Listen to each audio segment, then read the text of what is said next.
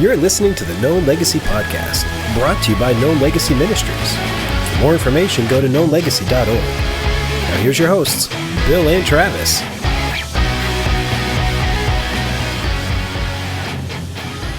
Man, Bill, it is good to see you. How are you doing, brother? I can't complain. Things are good, man. It is doing March, good. and spring has sprung, and that is just good for the soul, man. Vitamin D, getting the sunshine, Kyle, welcome, by the way. Oh, thank you. And I noticed that your new vehicle, all the doors are missing. What's up with that? I filed a police report. The roof and the doors are gone. Wait, they're in my garage. Brand new Jeep. Is it days like today and this week that you bought the Jeep in the first place? Absolutely. Oh, my gosh. See, now it's funny because I had a Jeep for like 8 years, and now I don't miss it at all. I mean, it's great, but I'm like, I can finally talk on the phone again. What? Let me call you. What? I can't hear you. Time out. So, yeah, I'm so grateful that I have a car that's quiet, but I'm old now, so you're now the young guy. Yeah, right. Anyways, welcome everyone to Known Legacy. Always check us out, podcast on Switcher, or no, we're not on Switcher. We're on Spotify. We're on iTunes. We're on castos.com. Check us out. You can check us out on most sites. Just look up Known Legacy, and you're going to find us on most of those streaming sites. Yep, so. absolutely. And if you feel like it, give us a review. Share us with your family, friends, your pets. It doesn't matter. Turns out we're good at putting people to sleep. I found out recently. Wow, so that's a lot of people listen to us, friends that they go, yeah, I put it on right before I go to sleep, and I go to sleep so quick. So I guess that's a win for us. I guess we'll take it as a win. You know, I guess we'll take it as a win. Why spend $5,000 on a purple mattress when you can just listen to Known Legacy and go to sleep? There it is. Speaking of all that, so say to pump up our guest today, you know, now that he's probably like, what did I sign up for? Now that you're telling him he's falling asleep, can you guys give it up for my friend Tyrus Morgan? Tyrus, how you doing, man? Hey guys, doing well. There he is. Look at that beard. It is nice to finally meet you, Tyrus. I've heard some good things from you, about you from Mr. Bill over here. And so, man, before we dive in, tell us your story. Like, introduce me to you and your journey, where you are in faith, and kind of like what's your gig? What's your vocation? What do you do? Absolutely. Well, I grew up really a jock, just playing, football, basketball, baseball. Went to college on a baseball scholarship, and my first year there, I had arm surgery, had to redshirt, and that was coming off a year where I'd lost my grandpa and was given his old 47 Gibson guitar. And so I didn't have much else to do that first year at college while everybody else was practicing baseball, because of course I wasn't going to study a whole lot. Smart man. So who's going to do that?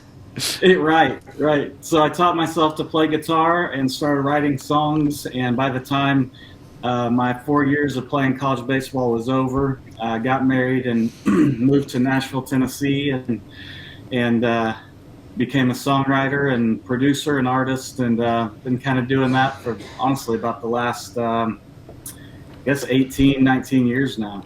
Fantastic. So when you moved to Nashville, like, how did you get connected? How did you get started over there? Did you know somebody, or did you just kind of just start shopping things around, or what? Because it's an interesting thing to be a songwriter. I know that because I know traveling, but I mean, share a little bit about that story, like getting started in that. Yeah, no, I didn't really know anybody. Once I got here, I realized real quickly that, man, this is not an easy thing to break into to actually make a living at. And so I did a couple other jobs. My first job in Nashville, I was always writing songs at night, but then during the day, my first job was I was a wrangler on a horse ranch outside Nashville, and would, do everything from take people on like trail rides and teach them how to ride a horse to mucking stalls and grooming the horses and things like that. And then I did get a degree in marketing when I was in college, and so I ended up using that. And my next job in Nashville was at an ad agency that was actually a big, like, Fortune 500 company, and ended up doing that for about 7 years while I was all the while writing songs, doing demos, trying to kind of get things going in the songwriting world. And then I started getting a couple cuts where other people were recording my songs, and that wasn't enough to make a living on yet, but it was enough to keep me going. It's kind of like, hitting a good golf shot every now and then. It, Yep. Keeps you playing. And so I just kept going, and one thing led to another. I ended up getting a couple smaller record deals and traveling as an artist. That was never really my true heart, though. It was really more of just wanting to write the songs, help other artists kind of express what's going on with them, as well as help them kind of express their response to what God's done in their life. So that's really when things turned for me, was whenever I decided, I'm not going to be an artist anymore. I'm going to focus on supporting other people's art. Dude, but and don't sell yourself short on that. I mean, that's like, you're like the heart of the guys up on stage that are looking pretty in their tight jeans. Yeah, You're the guy that's writing and doing the legwork behind the scenes and figuring out how to put these clever lyrics together in a new way and use the same chords that have been used for 2,000 plus years and bring it to life in a new way. So don't you dare front on G, D, E minor, C. Artist. Those things are amazing. What are some of the songs that maybe we'd be familiar with? Because again, we know the artists that do it. We don't know the guys that are writing it behind it. Correct. There's a lot of those hidden things. Yeah. So share a little bit, if you could, about some of the guys some of the guys and ladies that you maybe have co-written with or written for. Yeah. My first cut was with Mark Miller from the band Sire Brown. If you remember that country band. So I write in the country space as well as the Christian space, and then my next cut was with the band New Song, and that song ended up doing really well on the radio. And what was really that one? That was called the Same God. Okay. It's been in I think maybe 2009 or around in there, maybe 2010, kind of around that time frame. Okay. And that opened a lot of doors for me. And since then, I've had about a dozen cuts with the band Unspoken. I know you guys have had Chad on here. Oh, yeah. And written songs for Johnny Diaz and David Dunn and I Am They. And I had a couple actually #1 songs on Billboard with Courtney Ramirez, which is a pretty new female artist on Goatee Records with Toby Mac. Okay, yep. Yeah, so there's a handful of others. I have a cut with Walker Hayes in the country space. So that's so cool. That's a snapshot. That's the guy. That's the guy. I kept telling him, like, the guy who does the Applebee's, and I'm like, I don't know what the song is, but well, let's be fully transparent. He tries to sing it, and it sounds like a cat on a hot tin roof. I'm trying, Tyrus. I'm trying. So this has nothing to do with the heart of No Legacy, but I've always fascinated by the creative process and how do artists get together and find their muse, because when I was growing up, I always thought that you had to be in the perfect space, and I didn't realize it's a job. Like, you just got to get down and write on a regular basis. Who is someone that you just love to write with, and what is that process like for you guys? Yeah, I actually there's a newer guy that I write with a lot, and I actually started a new publishing company. It's a joint venture with Toby Mac and his publishing world called EMAC. But we started a thing called Trust Music, and we signed a guy out of Memphis named Hunter Leith, and he's similar to me in that he writes in the country space and the Christian space. I'd say both of us are probably 70% in the Christian genre, but do some of the other. And so we just are a good connect on that. And I would say our typical process would be, it's typically he and I, and then an artist, because we're both, working more on the production and the crafting of the song. Neither of us are pursuing the artist thing. So it's typically three of us, and we will, always dig in to understand what the artist is trying to say, kind of what they've said before, and just hear what's going on in their life. We always come to a songwriting session with something in our back pocket, whether it's just maybe a neat concept or title or start to a song or melody, whatever that might be. And but typically we're kind of doing everything simultaneously. We're typically working lyric, melody, concept, all at the same time in those songwriting sessions. It's just that the spark of that song idea may be different. It may be started with a melody, right, and then we start to form a lyric around it. So it almost kind of like you develop synergy in the midst of it, and then boom, all of a sudden. Because it made me think about this. How many songs did you write before you eventually wrote your first, like, let's quote unquote hit? You know, the one that kind of. Yeah. I mean, because I think a lot of times we forget. You know, I love and hate the term overnight success, because right. those are a such fallacy. But I think that we don't see anything, and all of a sudden, where'd this guy come from? You know, and I would love to know, like, I mean, man, how many years or how long did it take before, like, wow, somebody actually noticed it? I mean, how long did it take for you? Yeah, it took me about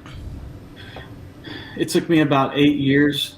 Wow. Before I was. I mean, honestly, the way I kind of think about that is, this is not. I don't do this job to make money, but you have to make money to do this job. Yeah, nailed it. To sustain that sounds like it. church ministry too. That's exactly right. Yeah. So it took me about 8 years to have revenue coming in where I was, making a living off that, and that was probably 250 songs. Wow. And then I've gone back and probably rewritten or gotten some of those songs cut. But out of those first 251 songs, I would say, 10 of those have created any sort of like income. And I think a lot of that was just, it takes that much time. It's kind of that 10,000 hours thing. It takes that much time to just understand, how to be truthful in what you're writing and honest in what you're writing, because that's what connects with people is honesty. Yes. It connects with us. Absolutely. And we feel it when we write it, then the listener, it's going to connect at least with some of those people. And then the other thing is just understanding the market and being, in the right camps in order to make the song go so that people can hear it. That's cool, dude. That's good, because I would look at you, and obviously, I would say that you're a success. Let's be honest. But the reason why is when we were on tour together, I had the privilege to spend time with Tyrus and Unspoken together on tour. Right. And he talked more about his kids than he did about music. So just so you know that's the first thing I love, that you kept talking about Mahi all the time. He has a daughter named Mahi. And it's just cool. And can you share a little bit about that story really quick? Because the reason why we love this, the reason why we do this is we want men to come alive to their calling, to the God-given calling. But we also know that there's those 8 to 10 years of bland that you're like, you literally are mucking out stalls. You're shoveling poop going, what am I doing, God? Right. And in the midst of pursuing your dream, there was the rescue. That's the part that I get all emotional about sometimes is the rescue of people like Mahi who that's your daughter. And I love it. So can you share a little bit about that story? Because people are like, Bill, why are you talking about a fish right now? Honestly, like I don't. Yeah, right. So share a little bit about that. Absolutely. So I've got 3 kids. I've got an oldest daughter who's biological. Her name is Ella. My second daughter is named Mahi. They're 9 months apart. And then my son is 5 years younger than them, named Rhodes. And Mahi is Ethiopian, and we adopted her when she was 2.5, and she just turned 15 last week. Oh, and congratulations. It's been an amazing journey. She had her first boy-girl party at our house, so I was slow down. Exactly. I hid out in my room with my ear to the wall, kind of making sure I approved of everything that was said. But yeah, true dad. Yeah, Mahi is her name is short for Mahalet, which means gift to God. That's awesome. It's also an instrument. I should have brought it up here, but we got a couple of them when we were in Ethiopia. But Mahalet also means that it's a communal group of worshiping. So it's like a gift to God. It's an offering. All that kind of ties in together. And so me, as someone who's been a worship leader for a decade and has written worship songs, I mean, that just really resonated with me when we found out her name. And that's so cool. She's been exactly that. She's a true gift. I mean, there's always challenges with all kids, and adoption, there's unique challenges with that. But she is such a light. She's such a just unique personality that I think God has put on her to just kind of walk into an amazing thing in her own life. And I feel like we were, you know,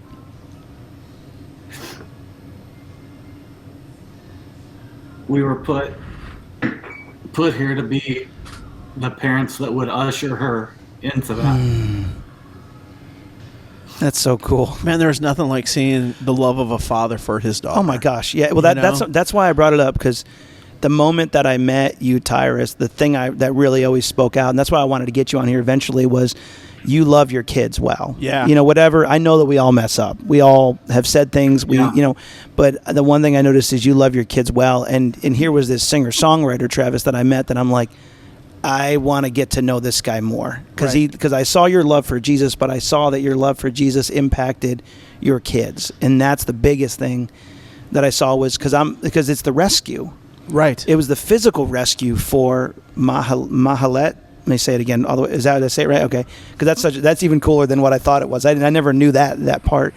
But I saw that. But then I saw it for all your kids. And I even now, when I stalk you on Facebook, I mean when I'm on Facebook, and I see your love for your kids. Like that you involve all of them in all your stuff. There's never a picture that I don't see one of them. You know what I'm saying? They're all together, or you're celebrating your son, or you're celebrating each of them. And so I love that heart, because here's this crazy dream that for some people doesn't make sense. Why would I be a songwriter? There's no security in it. There's nothing, but I knew that God called me to.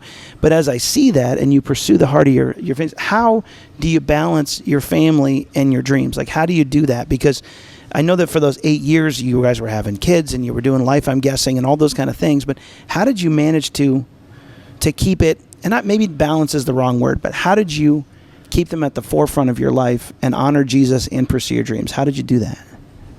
Man, I love that you asked that. And it's weird to be, you know, in my 40s now. I always still think that I'm like 28, and I'm. It's still really young, bro. Still really young. But I find myself mentoring younger people and younger artists and songwriters now, and I don't know how I got to that side, but what I've been thinking a lot about is that God's not going to call you to something that's going to hurt the things that are godly and that are important to Him and that are important to you because you're His child. And so anytime that I've pursued, and I am an entrepreneurial type spirit. I'm a risk taker. My wife is more the safe one, which she's been an amazing support and an amazing encourager. She's always said, go at it. And she still works part-time now and has, part of that's because she wants to, she likes that. But we also, just our whole 20 years of being married, it was always me trying new things, taking risks, and she's been a dental hygienist, which is pretty solid and stable. And during times when I was chasing things, she was we at least had some stable money coming in that way. And but more than all that, I didn't know it at the time, but looking back, I'm like, well, of course we still do what we need to do as dads and husbands, even while chasing dreams, because those dreams are super empty if you lose out on the gift of being a husband and being a dad, and also the servant of being a husband and being a dad. I mean, you can gain the top of the world, and then, that's going to fade real quick if you look back and say, man, I missed out on X, Y, and Z with my family. So I've always been willing. I spent quite a few years on the road, and it actually caused some serious anxiety in my life. And I intentionally got off of the road because it was causing so many problems just internally with me. And it's taken a couple years of separation from being a 100 to 150 days on the road type of guy to heal from that and be like, yeah, I'm okay. I'm not struggling with this anxiety stuff anymore, because that trigger was just this knowledge of I'm missing out on what's going on with my kids. And so there's about 3 years there where I'm like, man, I didn't do it right. I didn't do that right. I think my love for my kids was still there, and my servant heart was there for my wife, but the time that I put into it was split because I was struggling with figuring out how to balance being dad, husband, and pursue the dream that caused me to go on the road. And once I changed that and got off the road, and I think this is different for everyone, and so many of my best friends are touring musicians, and so I never want to like make them feel guilty or me to say that it's wrong to be there, or anyone else that travels. I think we do what we have to do and we chase our dreams, but there is one thing that we have to be intentional about, and that is when we are present with our family, we have to be present with our family. However many days that is. And seasons of sacrifice, I think God calls us right through those, and we do that. And that's what that season was for me. But I know in my own life that I could have made more money continuing to be on the road. Right. But it just at a certain point was not worth it because I was missing out.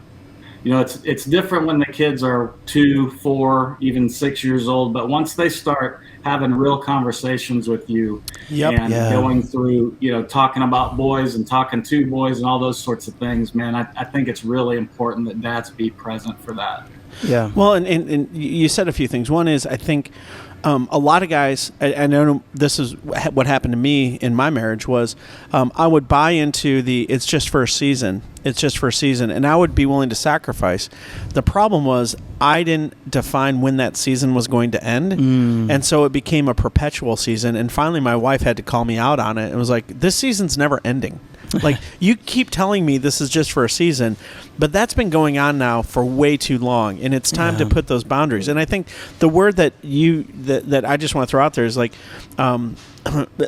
Bill used the word balance, and I would use the word investment. And I think that's what I'm hearing from you is like, you know, as men, we have to realize that the things that we're doing are investing. We're investing into dreams. We're investing into vocations. We're investing into the marriage. We're investing into the family. And what happens sometimes is that balance can go where the secondary investment, my vocation, where I can get a lot of accolades and I can get my ego stroke and I can get all of those subtle subconscious things happening, can become a primary investment, and we forget that our primary investment is to be husband and to be father. And you know, someone said it to me, a lot of people are going to be called to be a church planner, but there's only one person called to be husband to Tara, and that's you. And so make sure that's your primary investment. And I hear that's kind of where your struggle was and how God kind of corrected you and brought restoration through that. I think the thing that I want to say or ask is those guys that you do see that are on the road and those artists that are on the road, man, what are the struggles? And if you could speak hearts to them and encouragement to them, those guys that maybe it's not even an artist thing, maybe it's just a business where they're starting a business like from scratch, and you know it is this season. What kind of words of encouragement would you have for them on that? Yeah, I would really pray that those guys would be cognizant of the small amount of time we have, and so that when you're aware of that, I think it forces you to make sure it maybe is the season with a real ending, like you just talked about. I think that it forces you to be really present when you are home, so that, you know, you don't get off the road.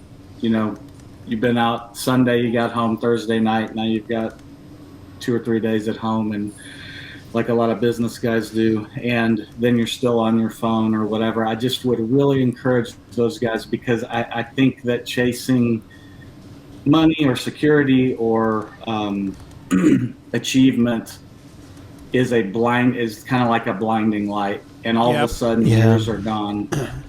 And so I would just encourage that. And I also think a lot of guys that think of it as a season are always like kind of hoping, well, something's going to change. I'm going to have a different opportunity. And, but they never really keep their antenna up to find that opportunity. I think you have to be intentional to find that opportunity. Intentionality. And also, I do want to say, though, I don't think there's anything wrong with traveling. And there's a lot, I mean, I've got military friends, I've got business friends, and all my musician friends that travel. I think that it's totally fine to do that as long as you are finding what works for your family so that your family still feels seen and heard and loved on, and that you still feel part of your community, part of the family, and the role that you play in that.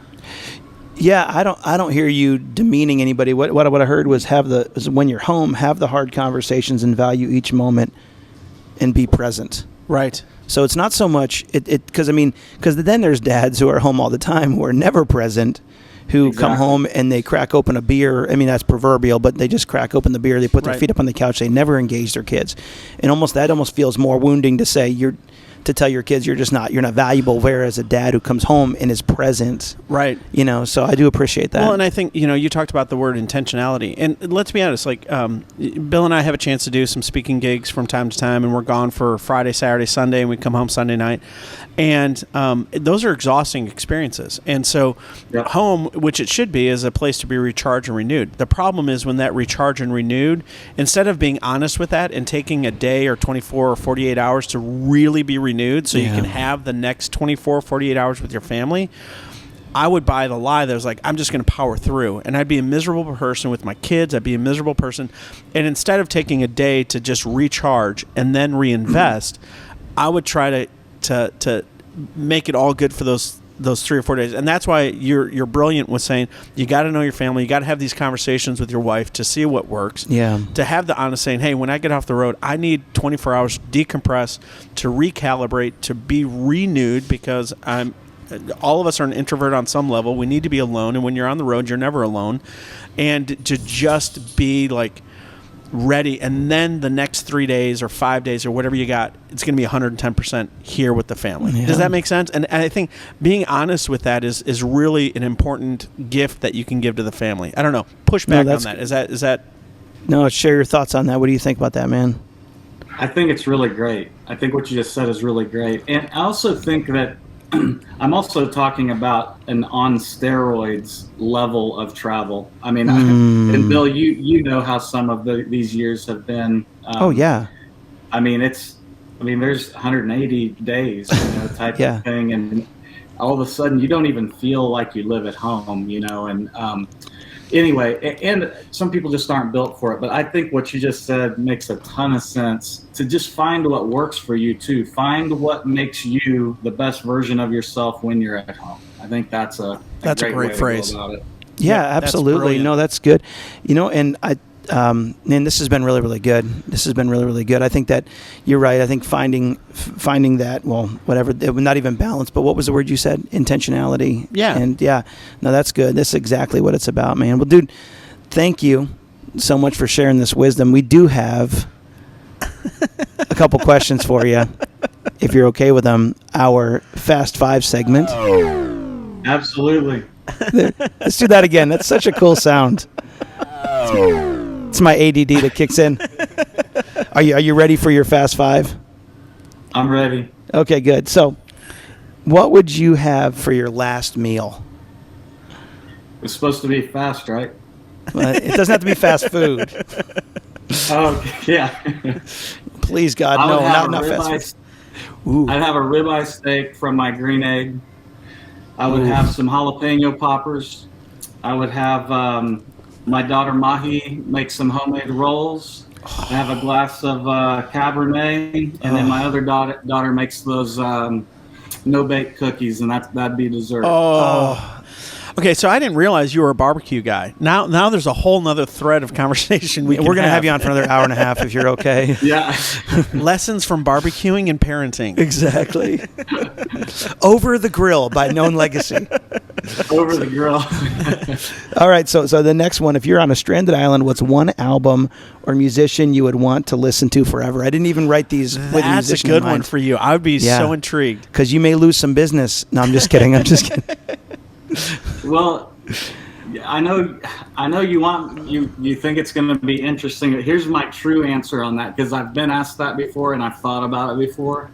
I don't want anything, because if I had something, I would end up hating it, and it would like circle back around and be a really negative experience to have any. This man has wisdom.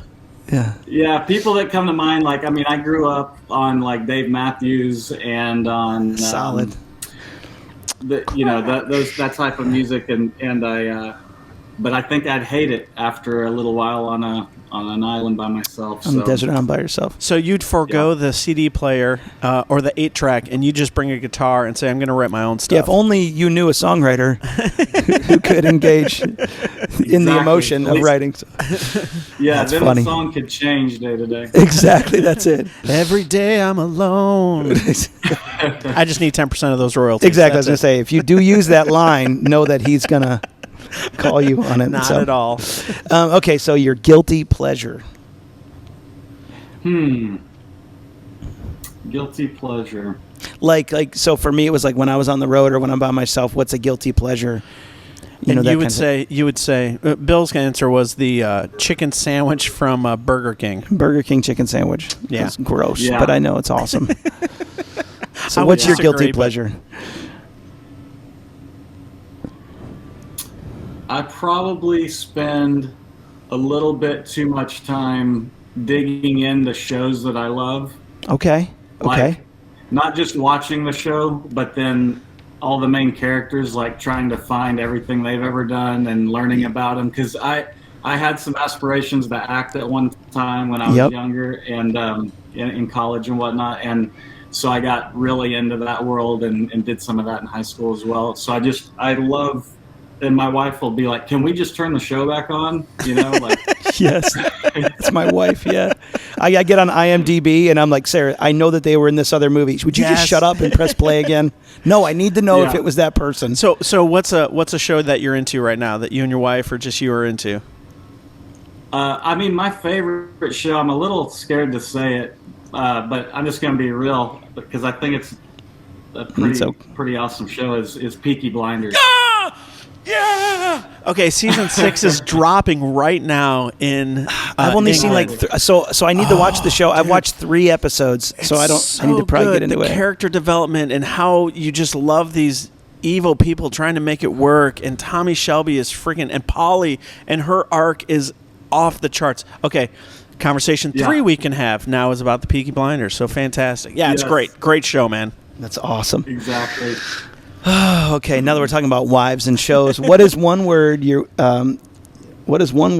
wife would use to describe you? I know what it is because she's done it a few times on other things. Passionate. That's awesome. That's awesome. It's good stuff. Okay, how do you want to be remembered when you die? I want to be remembered as brave, but also loving. And I feel like those two things coexist and should coexist. Yeah. That's cool.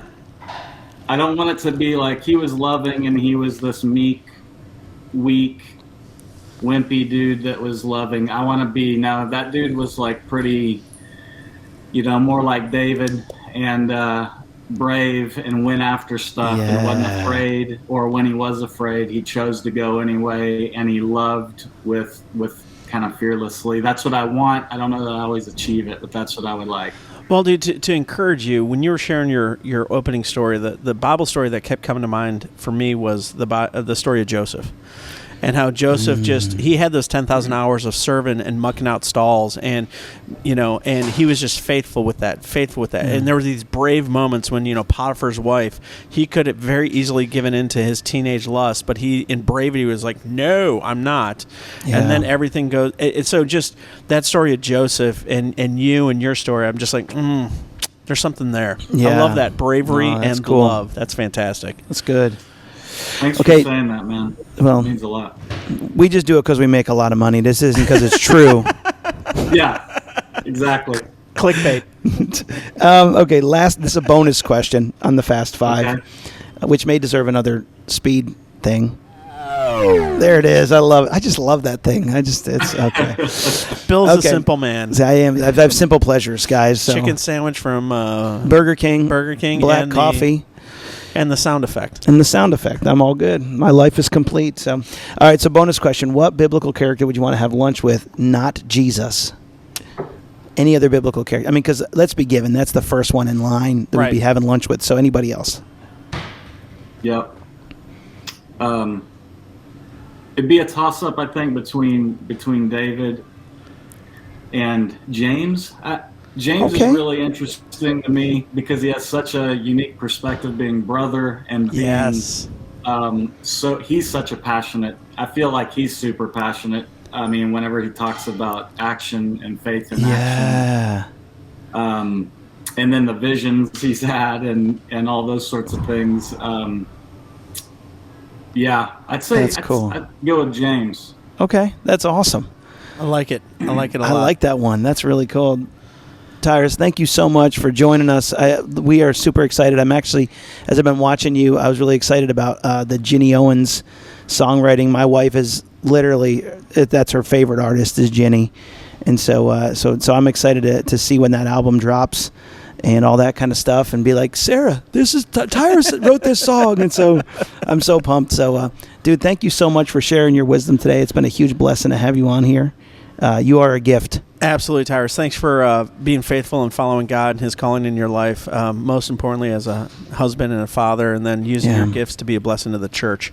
Well done, sir. Well done. Good and faithful servant. Well done. Yeah. So, anyways, thank you guys for checking out.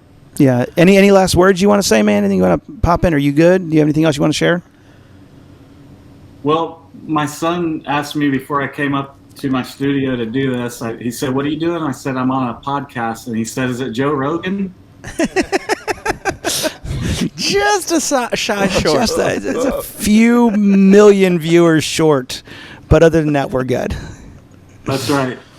I've enjoyed it. It's great to see you guys. I think you guys are doing a great thing here. Thank you. Thanks, brother. Thanks, brother. Appreciate that. As always, check us out on nolegacy.org. If you have questions, comments, concerns, or you'd like to submit some Fast 5 questions, go to info@knownlegacy.org. Yeah. We'd love to see what you and your thoughts are. As always, thank you so much for checking us out. If it's a blessing to you, share it with your family, friends, and pets. And if you want to, give us a 5-star rating or a 4-star or 3-star or 1-star. I don't care. Just give us a rating and let us know what you're thinking. There you go. Anyways, God bless you guys. Tyrus, you're a blessing. God bless you, man. Bill, Kyle, thank you all for what you do. And we'll see you guys soon. Have a great week. Thanks for listening to the Known Legacy Podcast. We'd love to hear from you. So email us your questions or comments to info@knownlegacy.org.